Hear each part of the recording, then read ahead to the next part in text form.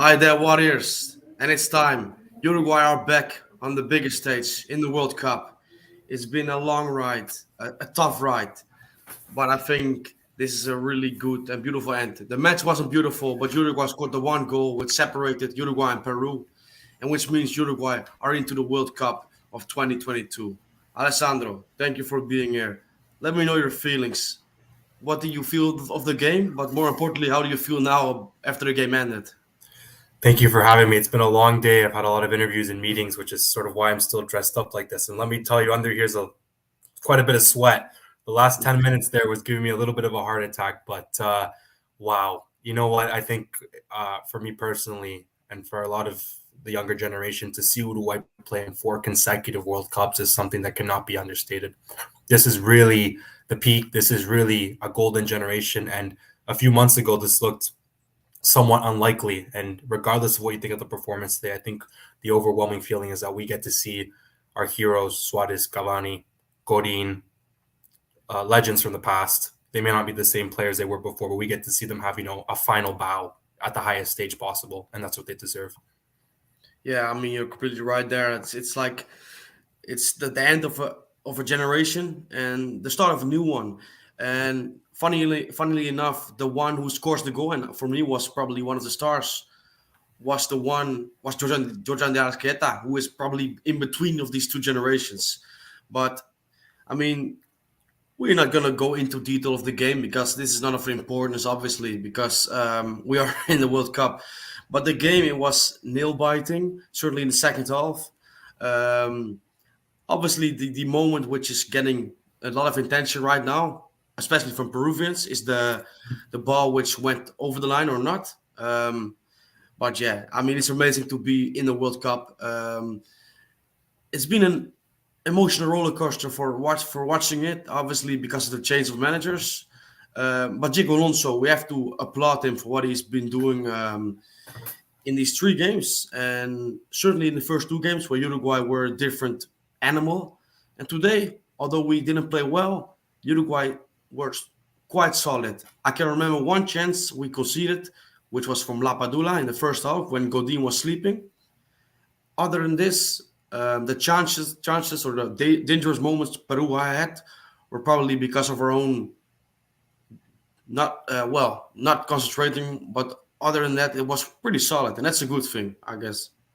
I agree completely. Alonso deserves a lot of credit here. This team, when he picked up this team, it was at its lowest in terms of morale it's been in 15 years. Obviously, with the emotional hangover of getting rid of Tavares was definitely a huge question that we talked about in the previous stream. He's handled it really well. It's really been almost a seam. There wasn't really a sort of identity crisis, or there wasn't anything you didn't really notice an emotional baggage, especially when he came in right away. And that's because he didn't tinker with the system too much, right? We stayed with the 4-4-2. He brought in new energy, new elements, and we saw it today. He's reactionary. Bentancur was dropped into a deeper position, to a more of a pivot role after 20, 30 minutes because of those two chances that Lapadula had in Peru were hitting us in the counterattack.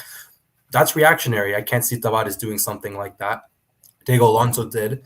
The midfield, I mean, 70, 80 minutes, bursts of pressing, right? He's giving these midfielders who can press like Valverde more freedom.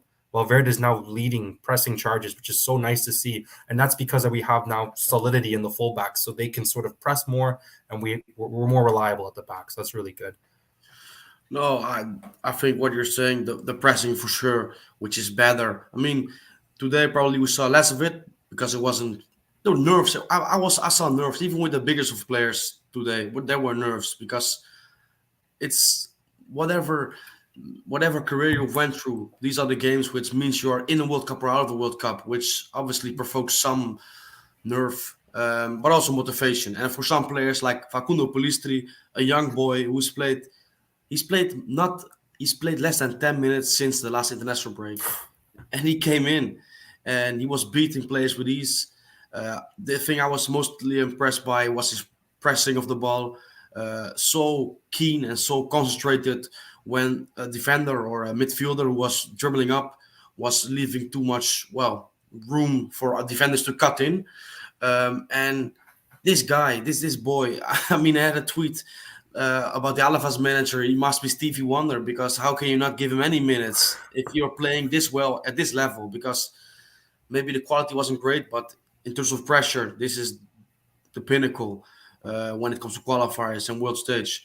So player like him, Arajo, I think Arajo, right back. For me, he should have been center back, but he plays at right back, and there's not a lot he cannot do.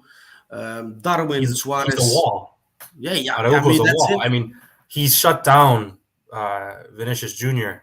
in the Clásico on the weekend, and today Carisho, who's a huge threat for Peru on that side, pretty much non-existent because of Araujo.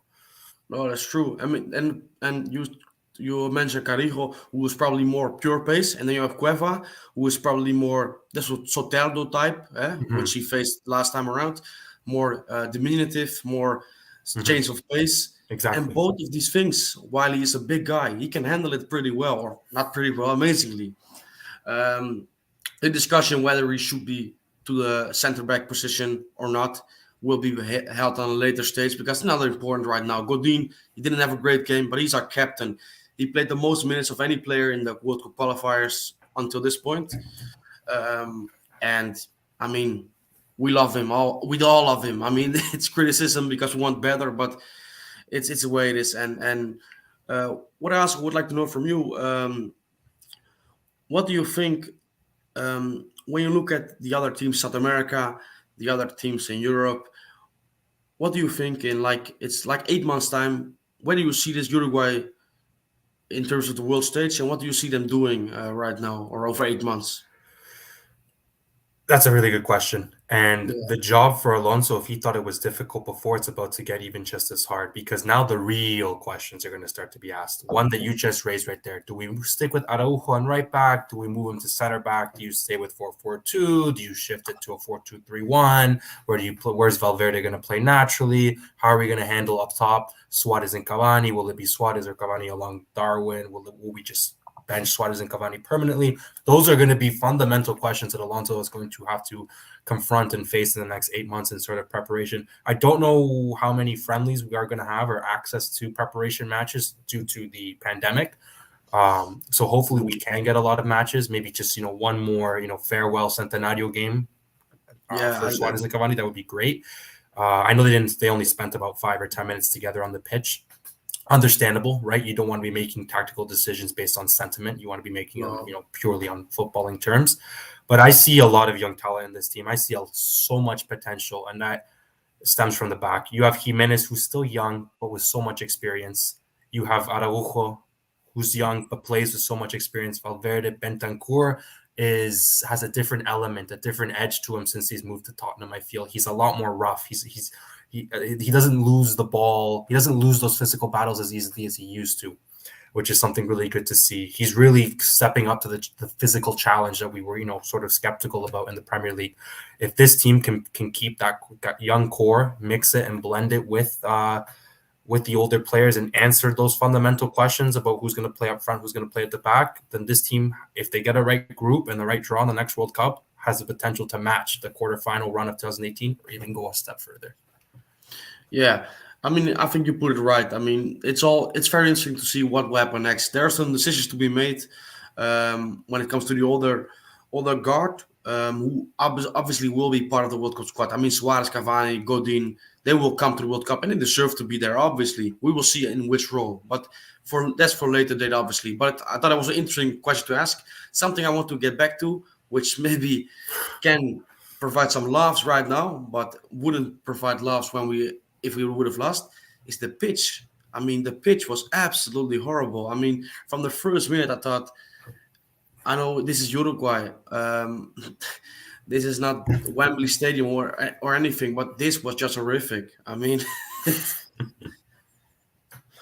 we will manage it at the end. Obviously, we won the game, but it was you could see in the first 20 minutes Uruguay to grow into it. Some dodgy passes, obviously by Jimenez, which led La Padula to get into our box. At That the end, we figured it that's out. been Yeah, a theme that I've noticed. You actually nailed it in the last 3 games under Alonso. We'll start shaky the first 20, 25 minutes. Not shaky, but I think the press is a little bit disorganized. Not everybody's in sync. Alonso will make like a tweak or a tactical sort of adjustment, and then by the time the end of the first half we settled, and then by the time the second half starts, we're kind of guns blazing and sort of everything's kind of more in unison and more solid.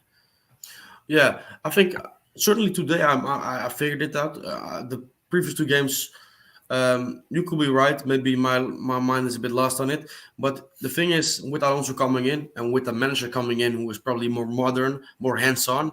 I mean, a lot of top games in European football or South American football, for that matter. Obviously, these are the players trying to win the game for you. But modern management is also about, like you say, changing the games or changing a game with tactical tweaks in game. It doesn't have to be major ones, but little tweaks, which obviously make a lot of difference. So you're completely right in this aspect. Um, Also, a thing I will try. I will first, by the way, again, do some comments. Obviously, thanks for all to you all for being here. Hopefully, you enjoyed the game. Maybe you have not enjoyed the game, but obviously you have enjoyed the qualification, which is the most important thing. Thanks to you all for being here, and please like the video if you want to. So yeah, Jaime Severo says Alonso saved us. He was just amazing. We needed to win 3 out of 4 games, and he did it. Yes, and he even, like Alessandro said before, he even left one game what to play, and this will be an interesting game because Chile obviously they This need to get something out of it. this To is be a honest, dream. to be honest, yeah, I mean, I would like to see some changes, obviously, but I would like to for us to Come on, go big time. how much fun is it? Chile, you know Chile. We know the relationship we have with them. They just lost 4-0. We get to go to Chile. They're going to be desperate out of Yeah, their minds, and we get to just kind of have them on a string. no, I mean it will be brilliant to see. I mean, this game will just be. I will sit back and enjoy it. That's the thing. But yeah, I want to see some changes as well. To be honest, I think Coates is somebody who has to. I mean, he deserves to start Coates for me. But yeah, we will see about that. It's not important for now. Daniev says the first 20 minutes were shaky. Yeah, absolutely, you're right. I mean, and Peru and Alessandro, you mentioned it on Twitter as well. Peru were the better side, not particularly the fact that they dominated possession, because obviously being the better side in a football game is not always about dominating possession, but certainly they were more dangerous and they controlled us pretty well. Yeah, and Uruguay, to be completely honest, in offensive aspect, Uruguay weren't great. This maybe had something to do with the pitch, but also because the chemistry wasn't on between Darwin and Suarez. Suarez, he didn't play well. It's just the way it is. Darwin, the same. He didn't play well. But you know what? The beautiful thing is, Georgian Darasqueta played brilliantly. Pelistri played really good. Valverde, so energetic. And sometimes you have to just do enough, and it's okay. We are into the World Cup, so nobody will remember the game with Suarez or Darwin because we are into the World Cup, and these are the players that eventually, when we are in the World Cup, can be of huge importance. Obviously, I just want um, Suarez with playing time. By the time we get there, you can really tell yeah. I mean, lack of you know what? sharpness. The fact he's not playing for Simeone, I mean, that's all that discussion. But for Suarez, the best thing about Suarez right now is to get into the summer and look for a club. And it might not be a big time club in Europe, and I mean about a club that can win a Champions League, but go to a club who play with an attacking style of play, get into the box, find some chances for him. Because in his physique right now, in his stage of his career, he cannot play with 50 meters to run into. He cannot play with minimal surface. It's just dreadful. And if he plays for a team like this, obviously he will not do well. So he will be benched, and that is bad for himself and obviously for us, for Uruguay. Mhm. So yeah. Exactly. Bartin Winky says, Congrats to Uruguay. They deserve to qualify. Way too much talent not to make World Cup. Well, tell Italy. No, but that's the way it is. Glad the midfielders are getting it together when it counts. Yeah, I mean, what do you think? What do you thought of the midfield? Bentancur, you say about him, he's a different prospect now. He's in the Premier League. today I thought, although he was really good in the physical battles, in possession he was sometimes a bit wasteful. But Valverde, I mean, the shot he had from 30, 40 yards out, that was just orgasmic. I mean, that was unbelievable. The way that ball moved was unbelievable. I mean, that I ne- the only thing I can remember, and it was not as good, was different, was Suarez against Arsenal in 2014 when it came from the post and Colo Toure put it wide from the rebound. That was the only thing that could pop into my head at that moment. But Valverde, with a Valverde need to send them a bunch of the match balls for the Qatar World Cup. He's going to have to pull a Diego Forlan. I want him to stay after yeah, training yeah, in the Real Madrid complex, and he's going to practice long shots. And we're going to get to Qatar, yeah. and he's going to do exactly what Forlan did in 2010. That's my dream. No, absolutely, that would be brilliant. And besides the shot that almost went in, he also in the first half, when Uruguay were really struggling, it was before the goal. He had a shot from also way out, which was bubbling or wobbling, however you call it. And Galles had to put it out for a corner, and that was also a moment that I thought that is a good moment from Valverde. He knows it's not going well, and he tries something out of the back, just something out of the ordinary, and win some momentum. I would say, because momentum was certainly something we didn't have in the first half. But the goal, and we can go back to the goal. Um, I think it was a corner, obviously, and then it was worked away by the defense. Bentancur picked it up. And it Um, was from the corner from the long shot. Yeah, that's true. Yes. You're completely So right. Yeah, you're yeah, completely right. Yeah, yeah. Now I pieced it together, but it's uh, no, you're right. And Bentancur, a good move for him. He went in or he dribbled towards the box and then delayed the play, which is always a good thing for a midfielder to waiting to an overlapping defender. Which in this case was Oliveira. Oliveira with the cross across the goal. Jimenez to the bar. So I was like this. he Okay, should have okay, scored that, but we'll forget yeah. about it because Then a the couple Arrascaeta couple of built seconds him up. later, Dallas Guetta. And you know what? I think you can give your view about this as well. I really think he deserves it because he's not always been great for Uruguay, but he also had to work with the limits where he was working in basically when it came to the system. He played in with Tavares, and now he is under Alonso for sure. He's a different animal. I'd love to see him play central. I'd love to see him play just right behind the strikers in the 4-2-3-1. I think that that's something we could try in the next game. I would do it completely. He was just as effective out wide. He made a lot of key recoveries in the first half. Yeah. Him and Valverde were the stand. Valverde was the standout for the entire game, in my opinion. He's my man of the match. Jairus Gaeta was the standout of the first 45, and especially that first 20 when things were shaky. He was really the one player who things were happening through. But no, he really does deserve it. He just seems like he's just found this sort of new freedom and new identity within the role. He's not confined to sort of, this sort of positional discipline that was sort of preached by Tavares. That was a little bit too uber conservative. And now that he has his freedom, we're reaping the benefits of it. No, certainly the point you made about the first 20 minutes, I was thinking exactly the same when I was watching the game. Uruguay were really poor, but Tarasqueta was like a workaholic, and that is something that a lot of people were blaming or were criticizing him for the lack of work rate. But last few years for Flamengo, he's been developing this really well, and it's important. And then also a point I would like to make, because you were talking about Tarasqueta playing number 10, and I think this is something. It's not a dream. It's a realistic possibility basically because what Uruguay have to look for is play Torreira for, in my opinion, as the number five, as the furthest or the how do you say it, the regista basically. Bento Valverde as the two midfielders in front of him. Tarasqueta number 10, two strikers, and that can be Suarez, Cavani, or Darwin. And then we just have to look for Matias Oliveira at the left and a good right back who can bomb on. Because then you have the width will be provided by Oliveira and the fullback. And then we have a system with Torreira dropping into the two center backs, which in my eyes should be Jimenez and Araujo. We have something to work with, and we have something which just works it will work in my opinion, but we will have to see. I mean, I this is agree something. with that. Not only will it help in terms of ball retention, it will liberate Valverde to trigger presses in more dangerous areas of the field.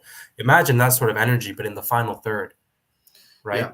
So and also Bentancur. I think Bentancur should never be the most defensive midfielder. I think Bentancur can do brilliant defensive work. He's proven this throughout the whole of his career. But whenever he's the deepest midfielder, the regista, then he's not done well. And Torreira, I mean, the little man is made for this. So yeah, let's see. I mean, there are a lot of options to be made by Alonso, and I'm confident that he will make the right ones. So yeah. Um, okay, Ajay Gulsar. Um, Arrascaeta is playing a lot more comfortable now for Uruguay. He truly owns that number 10 role. Great defensive work as well. Yeah, completely right. We're just talking about it. I mean, it's a good mix. He's got the mix completely right now. Um, and today, I think when it comes to the complete performance, it was one of his most complete performances for Uruguay, which I have seen. Obviously, with the goal, creating chances wasn't really happening for him, but he didn't really get into the position. But yeah, he was just decisive in both areas which he should be decisive in. So yeah, that was brilliant. Um, Diego Gonzalez Vasquez, do you think it was in or out? I don't know. We will. You know what? I was talking about it earlier, but they should have a clock, right? This is not something new. Every referee should have a clock. that's what I thought, that the FIFA protocol was that the watch would tell you right away whether the ball Yeah, crossed the line or not. Sure, maybe they missed it, but I'm surprised it didn't. It was definitely enough to merit a review on the VAR, enough for the referee to go to the VAR and review it. I completely agree. But I do urge caution in jumping to conclusions, or I yeah, understand emotions are very high under after such an important game. We have seen the number one image of this going around is sort of the side angle. That's the one that I've seen a lot on Twitter. From that angle, the ball does look inside. I do understand that. Take it from a Liverpool fan who lost the league by 11 millimeters against Manchester City when that yeah. ball almost crossed the line. All these different angles can really play with you. The one that you do need is the bird's eye view from the top of the net. Until we're able to see that, I know Common Ball releases the more comprehensive footage, angles, and then the audio from the VAR, I think a day or two after the game. Upon reviewing that, I think we'll really know, we'll really sort of get an idea. And my instinct and my judgment, I think, just looking at the two images that are going around online, I don't think it crossed the line fully. However, if it could be proven wrong by a different angle, but we need to see all the different angles before we, you know, start making a bunch of conspiracy theories and claiming things. No, you're right. I mean, that's the thing. It's an easy thing to say, obviously, but the full evidence we don't know.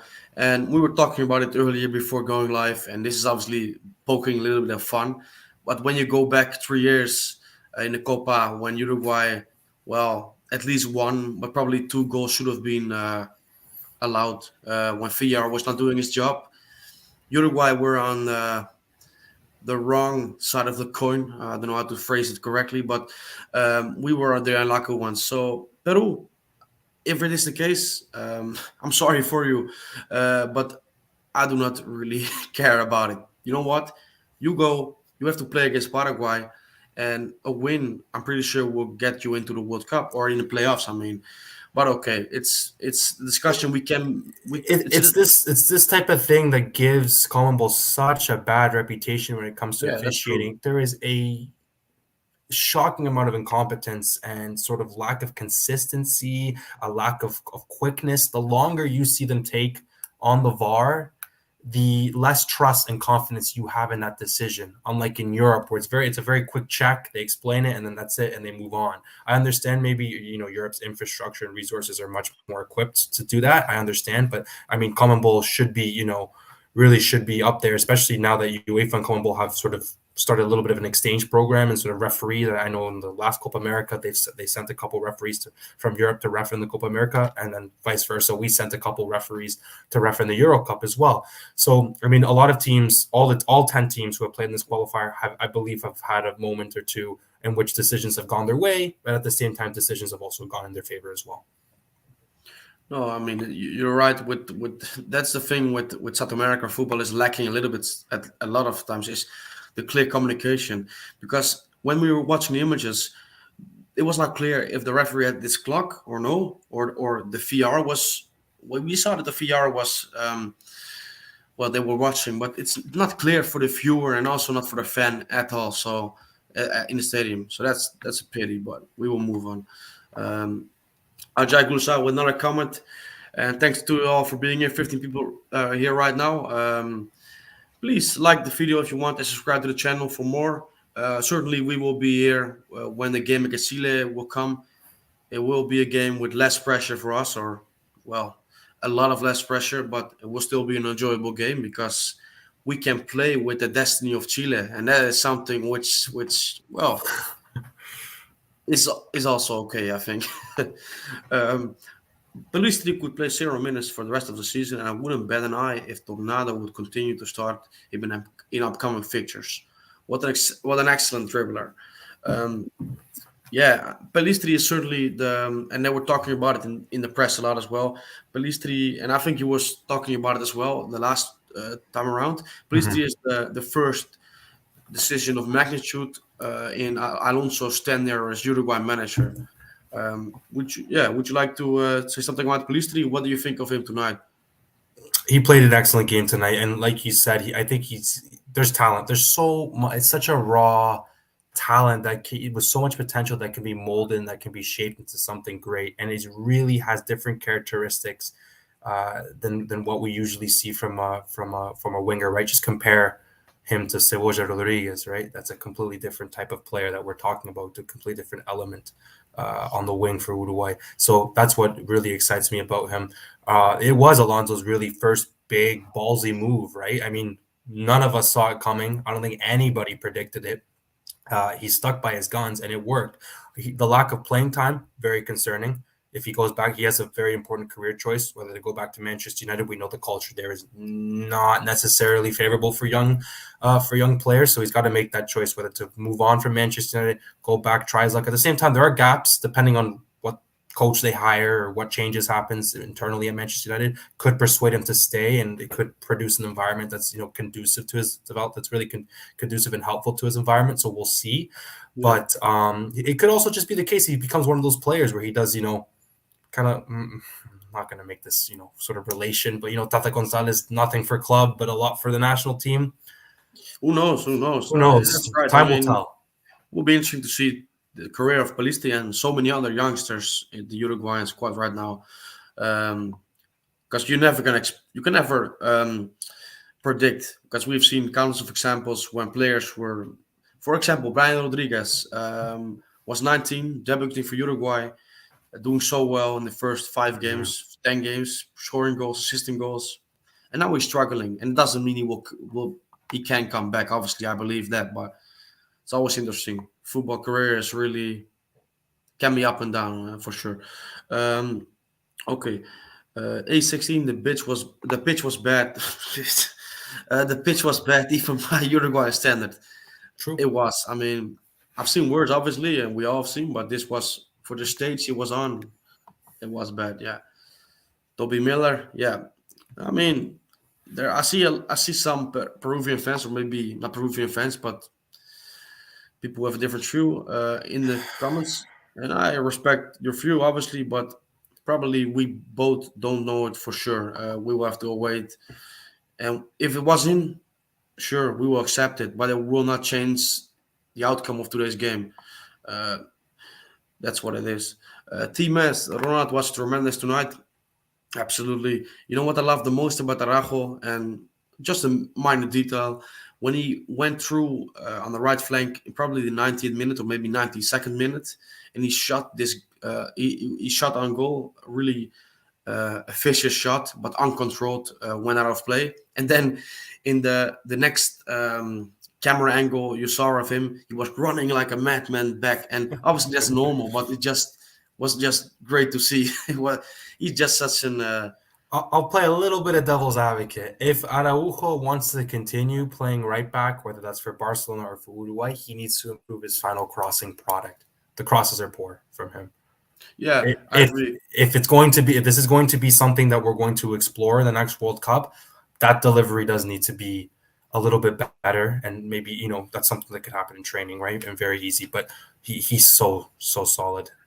No, you're right on this one, but the thing is, he will obviously be a center back in his career because Yeah. the thing is he is there and he's there because he's so versatile and that's a great quality. But you always have to be a bit aware that you not be this how do you say it, this jack of all trades for your team, because obviously for Araujo to have a successful career and a brilliant career, which he obviously can have, he has to obviously play at center back because this is his best position. And at center back, he's already one of the best young defenders in the world, and he can be one of the best in the world. I'm absolutely convinced of this. But hopefully, he will get back into the center back position for Uruguay, because I think for Barcelona he's always there, but sometimes in his big games he get used there because Alves, his legs have gone. Dest, Xavi doesn't trust, so he's there. But yeah, we will see. We will see. Um, Diego Gonzalez Vasquez. When he skied that first one, I thought to myself, it should have settled it down. He probably realized that then tried it and almost scored. I'm not sure what you're on about here, to be honest. Maybe you do, Alessandro, but I think he's referring to the shot near the end of the game where it was a counterattack and he sort of could have settled it down, brought it into the corner, and sort of brought yeah, the clock down okay, a little bit more. yeah. No, you're right. I mean, that's the thing. Probably led by the public or by the fans as well. But there were two or three occasions when Uruguay probably could have or should have slowed the game down, get into the corners. Uh, but yeah, it's the way it is. We are didn't affect the game. Luckily, Ezekiel not happy. Sorry, my friend. Um, which player? Martin Winky says, which player benefits the most from the Uruguay coaching change, and which player may lose status under the new coach? Do you have any opinion about this, Alessandro? Very good question. Player that may lose status, not in the short term, but in the long run, is Godin. He's going to be phased out, I believe, eventually. And you actually already see an indication of that because under Tavares or previously, Godin would play on the um, on the left side of the back four of the two center backs. He's now put on the right side, which I would assume is because it's to get more cover from Araujo. Yeah. That's why I assume that change has happened. And then Jimenez has moved over to the other side, and he's with Oliveira. I believe that that's just a little bit of an internal theory. I don't know. Maybe they just sort of switched, but I do believe Godin will be eventually phased out. I don't see him starting in the World Cup in come Christmas or next winter. A player that's going to benefit the most. We've already seen Palistru's benefiting the most, but I think Valverde will be the real winner here because once we do transition to a midfield three, like we were talking about earlier with Torreira, we're going to see some good stuff from Valverde up high because you already see that with Real Madrid. And if he's translating more and more game by game what he's doing in Real Madrid to what he's doing with the national team. And if we can really get that midfield ticking, we're in contention for a deep run in the World Cup. No, you're right with this one. I think Valverde, obviously, sometimes we didn't see the best of him because of the way he was deployed, but he's one. And Oliveira, I would add, obviously, because he also got this chance from Alonso. And about Godin, I think you're completely right. I mean, Godin, uh, probably the respect he has, um, well, in Uruguayan football, but also from Alonso, obviously, because when you look at the back line and the changes be made to accommodate him, it's really a case of helping him through these last two games. Maybe it's a bit too much to say that, but it's been a bit like this. Uh, but we will see how this will develop. Um, okay. Matias Carvalho says the team could improve, but we have some really good young players. Absolutely. I mean, that's the thing as well. When we're talking about the Alonso coming in, with Alonso coming in, obviously we were expecting to see some changes, but you have to realize this is his second week. It's a week and a half which he's training with this team, and you can have as much Zoom calls or as much WhatsApp messages you like, but until you get on the pitch for a couple of hours or for a day, then you cannot change a lot. So yeah, that's the way it is. team identities are formed in the pre-tournament training camps. If you look Yeah, back before South Africa, Uruguay got to South Africa by the skin of their teeth with no identity, with really unimpressive, lackluster performances. We all know how that went down, the famous Forlan penalty, last minute penalty in Quito. But that yeah, training camp prior to South Africa changed absolutely everything. And that's how important those training camps are to coaches. I mean, back then, Tavares could coach and had some sort of, tactical awareness or reflexes, I should say, and yeah. and that really set the tone for 2010 to 2011. Solid defensively, 4-4-2 for Lan Suarez. That chemistry, that's all built in there. So Alonso with a month long or 3 week training camp, positive. No, that's a brilliant point. But also that's also the thing I'm a bit afraid of because um, the World Cup is obviously in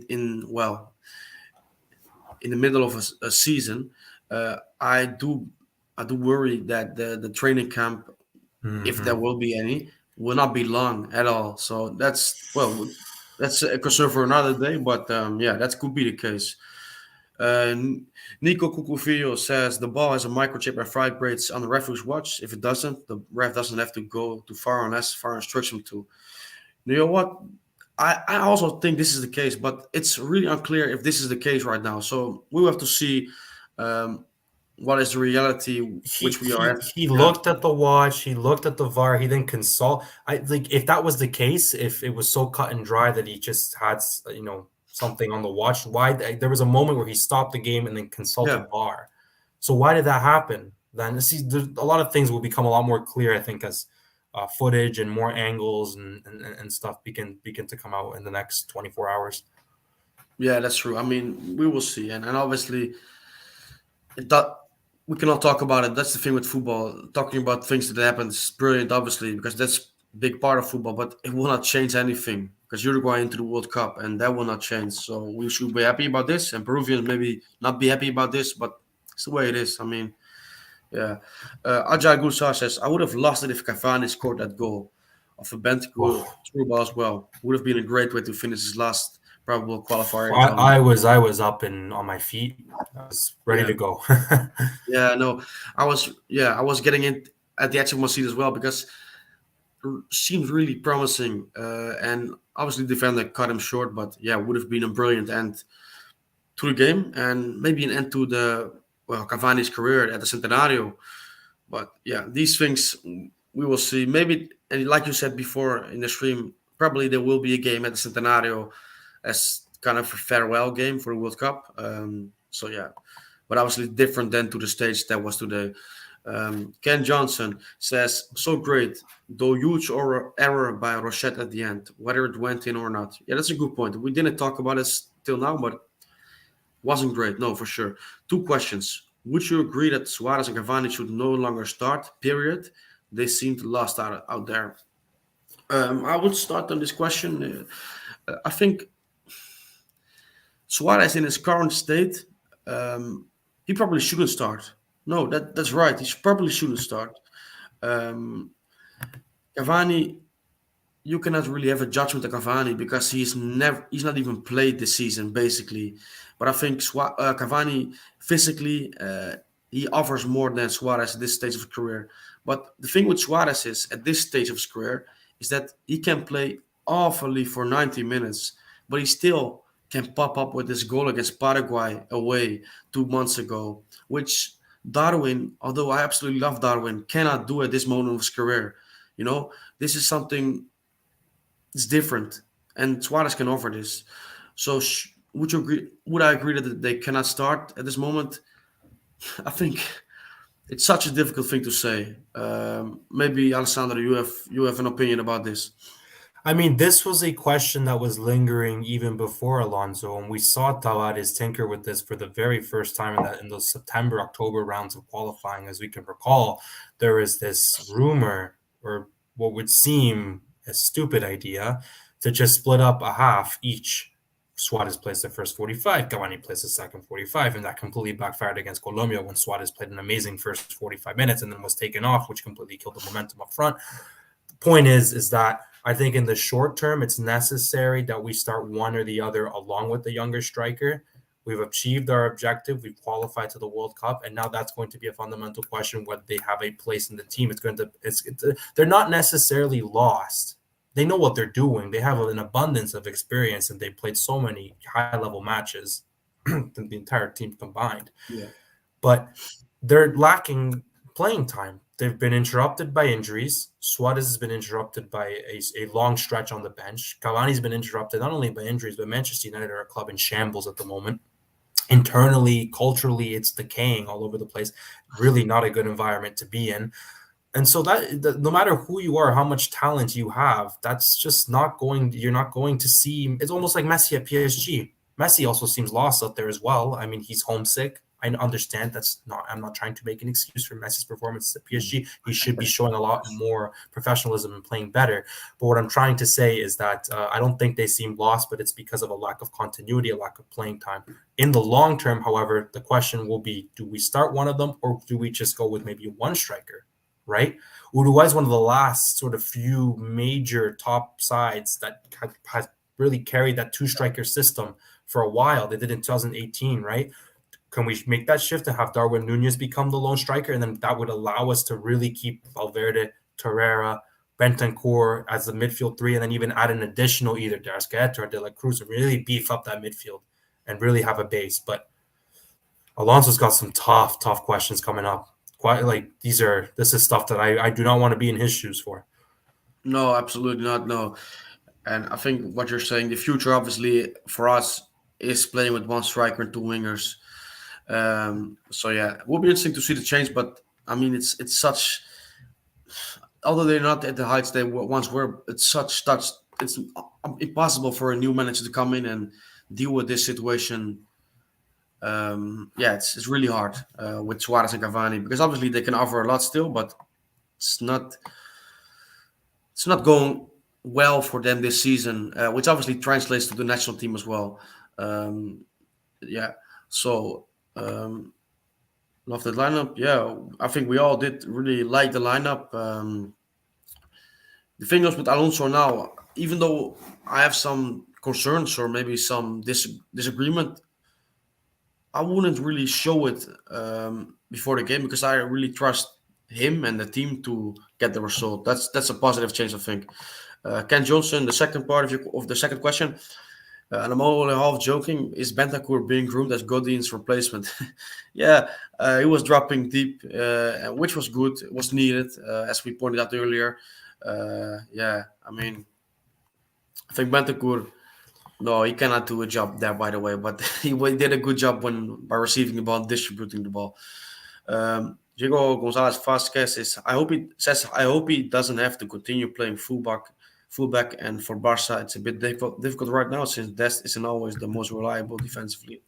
Yeah, talking about Araujo, we will see. I think it will be all right. I mean, also the case with Araujo at the moment, which is obviously a complete sub story to what we're talking about right now, is that he is not even sure to be staying at Barca because big clubs in England are looking for him and not as a right back for sure. For I as a don't center. I don't buy that story. I don't know. There's something about that story that doesn't seem right. He loves that club to death. Yeah, that's true. There's really a connection between him and the club. It could be just a ploy to get a higher contract. And I think Barcelona is bluffing. Barcelona is really, I think, in the wrong side of this, trying to take advantage of his love for the club and try to cut a lower deal. But when it comes down to it, I think they recognize what type of a talent they have on their hands and they'll budge.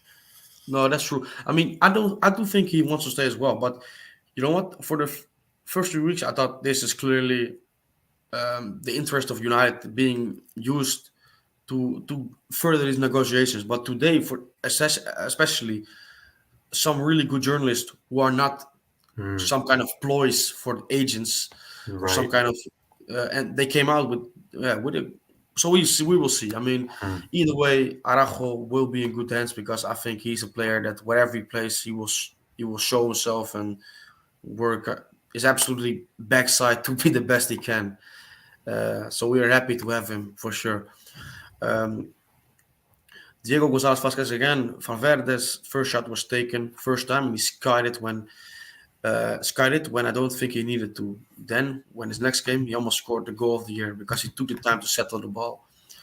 I mean, I think there was another shot which we talked about as well. But in this field, in this pitch which Uruguay played on, it's it's probably the best or the worst. I mean, no two ways about it. You know, if you shoot on this pitch, or if, did you shoot on this pitch, then it can go really badly. So that's I think the case with one of the shots of Valverde. But And there are worse pitches in Uruguay. yeah, for I sure. have been, I have played on them, and there are many worse pitches. If you thought today No, was this bad, believe me. this was Wembley in the Uruguayan context. I think. Yeah. So yeah. Bartender Winky says Uruguay got a new kit design for the World Cup. Yeah, most probably. I mean, always is the case. We will see. We will see. So yeah, I think these are the last comment. So I think we're gonna end it there. Going on for 45 minutes. Also, some other exciting games kicking off in well the qualifiers, for example, Canada and USA, Mexico as well. I think tonight. I'm pretty sure. Mhm. Maybe it's already kicked off. I'm not sure. I will have a look. I think they're just about to reach Yeah, the the halftime halftime. there. Yeah, Yep. you're right. Yep. Okay, so I want to thank you all for being here. In what was a really nice night, not a nice night, an amazing night because Uruguay into the World Cup for what is the fourth consecutive time, if I'm not mistaken. No, I'm not mistaken, four consecutive time, which, as Alessandro also talked about earlier, is not something you should take for granted. When you look No. at the squad right now, you can take it for granted, maybe because it's such a great squad. But Uruguay, through history, although one of the most successful national teams in world football, have had some tough spells as well. So it's a brilliant day for Uruguay football, and hopefully it's a start to some really brilliant months in the build-up, and then go to the World Cup in the best shape possible. So yeah, Alessandro, I want to thank you for being here once again. Always nice to have you here. People can follow you on Twitter. I think it's Fina Alessandro one. I get Yep, that's that's good, correct. right? Vina Alessandro one. You can send me a follow on Twitter. I'm tagged also on the post, so it's That's brilliant. always Yeah. great to interact with people on match day and sort of give thoughts and whatnot. It's always a lot of fun.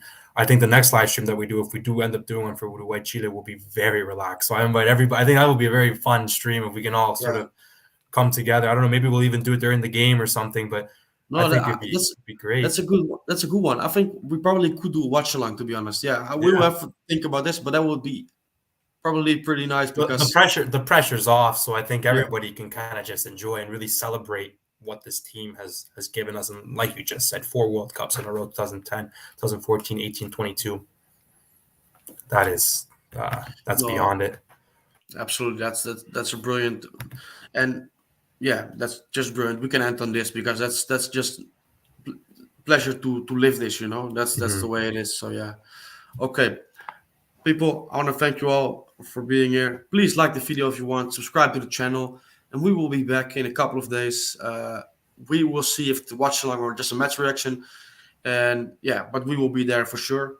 You can follow the daily updates on Uruguay Euros.